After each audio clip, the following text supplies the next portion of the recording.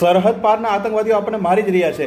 એ આતંકવાદીઓ પ્રત્યે આપણને સ્પષ્ટ રીતે ખ્યાલ છે જ કે આ આતંકવાદીઓ આપણા દુશ્મન છે અને એ આપણને મારવા માટે જ આવે છે.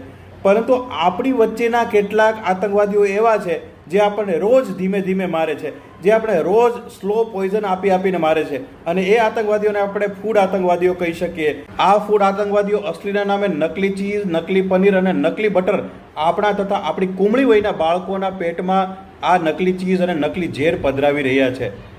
નકલી ચીઝ અને નકલી બટર વિરુદ્ધનો આ મારો 7 થી 8મો વિડીયો છે, અને જ્યાં સુધી આ નકલીનો ધંધો બંધ નહીં થાય ત્યાં સુધી અમે લડતા રહીશું. હું એકલો લડતો રહીશ. અસલી ચીઝ કે અસલી બટર 400 થી 500 રૂપિયા કિલો આવે છે, જ્યારે નકલી બટર જેને ડિલિશિયસ કહેવાય છે અથવા તો ફેટ સ્પ્રેડ એટલે કે જે પામોલિન ઓઇલની ચરબીમાંથી સ્પ્રેડમાંથી બનાવવામાં આવે છે, માત્ર 100 રૂપિયે માર્કેટમાં મળે છે.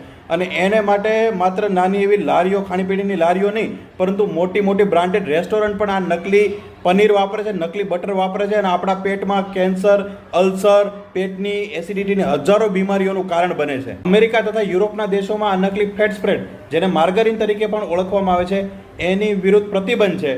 પરંતુ આપણા દેશમાં તો લોકોના જીવનની કોઈ કિંમત જ નથી. પરંતુ એક નવો ફેરફાર એવો થયો છે કે મહારાષ્ટ્રના ડેરી ઉદ્યોગ પ્રધાને આ નકલી માર્ગારીનની વિરુદ્ધ પ્રતિબંધ મૂકવાની માગણી કરી છે. તો ગુજરાત સરકાર અથવા કેન્દ્ર સરકારને પણ આ જ વિનંતી છે કે આ નકલી ફેટ સ્પ્રેડની વિરુદ્ધ તાત્કાલિક જે છે પ્રતિબંધ કરવામાં આવે અને લોકોને નકલી ખાવાથી બચાવવામાં આવે. અને આપને પણ વિનંતી છે કે આપ પરિવાર સાથે કોઈ રેસ્ટોરન્ટમાં કે લારીમાં નાસ્તો કરવા જાઓ ત્યારે એને ક્લિયરલી પૂછી લ્યો કે ડિલિશિયસ વાપરે છે કે ઓરિજિનલ અમૂલ બટર વાપરે છે. એનું એસી તપાસો અને ત્યારબાદ જ તે જે છે એ ખાવાનો ઓર્ડર આપો.